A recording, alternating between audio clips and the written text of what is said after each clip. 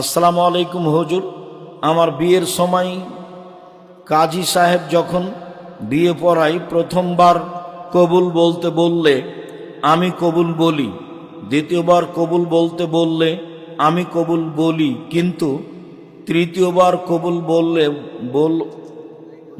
বললে সঙ্গে সঙ্গে কাজী উপস্থিত সবাইকে বলে, আপনারা শুনতে পেয়েছেন? সবাই বলে হ্যাঁ, কিন্তু তখন আমি বলিনি।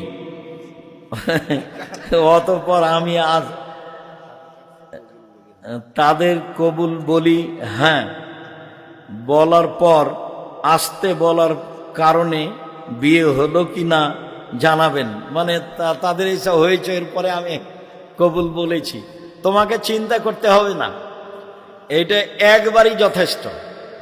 আর বিবাহের জন্য মেয়ের পিতা থাকলে আর দুইজন সাক্ষী থাকলে কিছু লাগে না, এমনিতেই বিবাহ হয়ে যায়। খালি পিতা বলবে আমি তোমাকে দিলাম আমার মেয়ে, বাস।